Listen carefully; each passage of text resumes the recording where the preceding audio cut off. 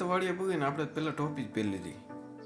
પછી તો હું તમને ગિરનાર દેખાડવા માંડ્યો. જો અવાજ દેખાતો હતો થોડો ઘણો, કીધું શૂટિંગ ઉતાર લઉં.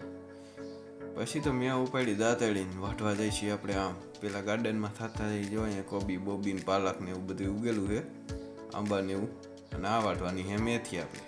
આપણે મેથી પાસે હાલો તમને કેમ વાટવાની શીખવાડું. મેથી વાટીને પછી એક સાઈડ રાખી દેવાનું. પછી છે ને કૂંદવા કરવાના મોટા મોટા. પછી મેં તો જોલી ઉપાડી, જોલી નહીં કોથરી. એને આમાં વીણવાની છે આપણે ડુંડી. શેની ડુંડી? ઘઉંની ડુંડી.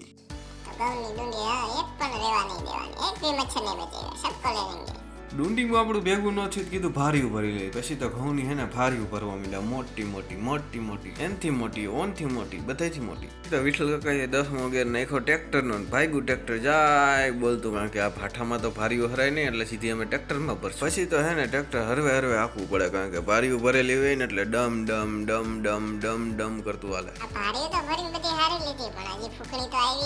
ત્યાં મોહિત કે હું ફૂકણી લઈને આવી ગયો, અને ફૂકણી એને આવા દીધી ને આને જવા દીધી, બીજા ખેતરમાં જવા દીધી. એમ કેમ કર્યું કઈ સમજાણું નહીં.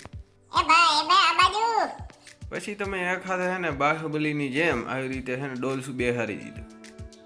પછી તો મોહિતે પોપ્યુલર ચડાવી દીધું કે હમણાં ચાલુ કરી દો ઓ ફૂકણી.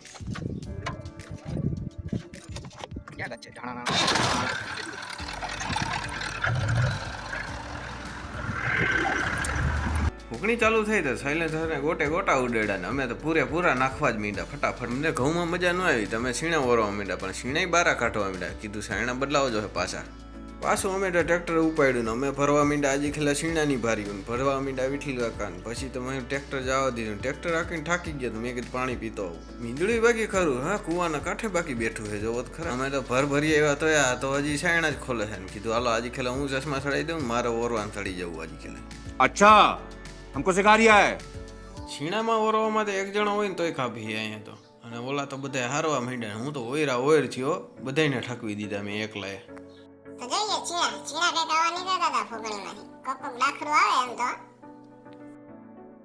હાલો હવે આ છેલ્લો રાઉન્ડ, આ છેલ્લી વાર ભારીયું ભરાય છે.